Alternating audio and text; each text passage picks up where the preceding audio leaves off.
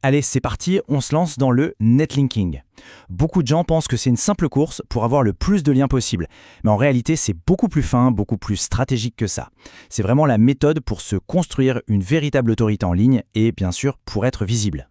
Alors, la vraie question, la question de fond, c'est celle-là. Le web, c'est un océan.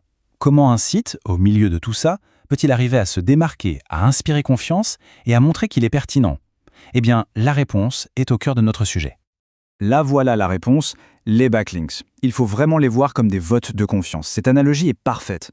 À chaque fois qu'un site web respecté fait un lien vers une page, c'est comme s'il donnait une recommandation au moteur de recherche en disant « Eh, ce contenu-là, il est fiable, il a de la valeur ». C'est comme ça qu'on bâtit une légitimité, pas à pas. Mais attention, avant même de rêver d'obtenir le moindre lien, il y a une étape préalable. Une étape absolument non négociable. Il faut s'assurer que la maison est en ordre, que les fondations sont solides. Et ce bilan de santé, il est fondamental. Pourquoi? Parce que lancer une campagne de netlinking sur un site qui n'est pas techniquement au point, c'est comme verser de l'eau dans un seau percé. Ça ne sert à rien. Un site lent, qui s'affiche mal sur mobile ou qui est plein d'erreurs, ça annule tous les bénéfices des meilleurs backlinking du monde. C'est vraiment le socle de tout. Et le travail en interne ne s'arrête pas là. L'architecture du site, ce qu'on appelle le maillage interne, c'est tout aussi crucial. Imaginez ça comme le système sanguin du site. Il fait circuler l'autorité, la valeur des liens à travers toutes les pages. Un bon maillage interne rend le site plus fort de l'intérieur, et donc un peu moins dépendant des liens externes.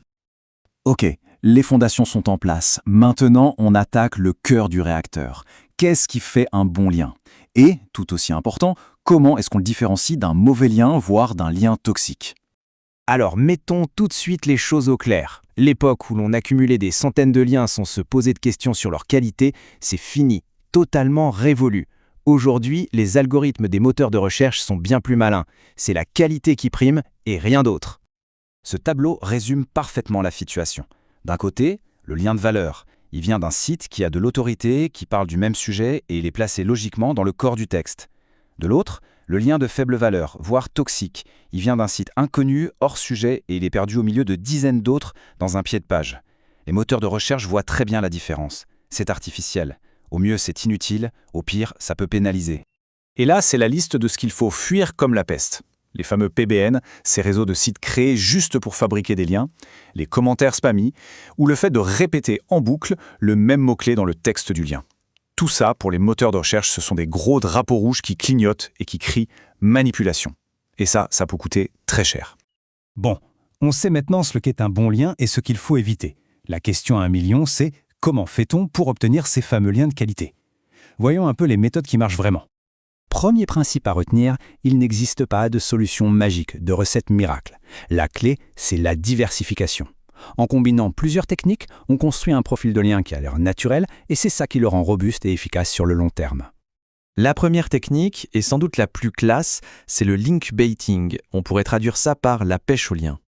L'idée est aussi simple que puissante. Ici, l'effort principal n'est pas de chercher des liens, mais de créer un contenu tellement bon, tellement utile ou tellement original que les autres sites auront naturellement envie d'en parler et de faire un lien vers lui. Et concrètement, ça peut être quoi? Par exemple, une étude de cas super détaillée avec des chiffres inédits, un guide tellement complet sur un sujet qu'il devient la référence, ou encore une infographie très bien pensée qui simplifie un concept complexe. En gros, des contenus qui deviennent de véritables aimants à liens. Deuxième grande technique, on change complètement d'approche, l'outreach. C'est une démarche beaucoup plus directe, plus proactive. Ici, on ne se contente pas de créer un super contenu et d'attendre. On va le proposer. On identifie des sites pertinents, on trouve la bonne personne à contacter et on lui présente notre contenu. Mais attention, un email générique envoyé à la chaîne ne fonctionnera jamais. Le succès de l'outreach repose entièrement sur la personnalisation et une approche bien organisée. Ok, la stratégie est en place, les actions sont lancées. Comment sait-on si ça fonctionne? C'est une étape essentielle et pour bien la comprendre, il faut garder une chose en tête. Le netlinking, c'est un marathon, pas un sprint. Et pour donner un ordre d'idée concret, on parle souvent de 3 à 6 mois. Oui, c'est le temps qu'il faut en général pour commencer à avoir des résultats significatifs sur le positionnement et le trafic. La patience est donc une qualité indispensable. Et pendant ce temps, qu'est-ce qu'on surveille? Pas seulement le nombre total de liens, bien sûr.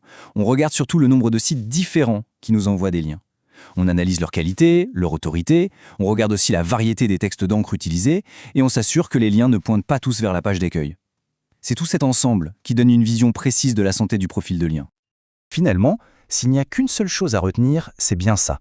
Le netlinking, ce n'est pas une collection de petites astuces, c'est une stratégie de long terme. C'est la patience, la rigueur et cette obsession pour la qualité qui permettent de transformer cette pratique en un véritable moteur de croissance. Un moteur puissant et surtout durable. Et on termine avec une question pour réfléchir. Si on imagine que les liens de qualité sont la monnaie de la confiance sur le web, quelle serait la valeur nette actuelle d'un site web ? Voir les choses sous cet angle, ça change complètement la perspective, n'est-ce pas ?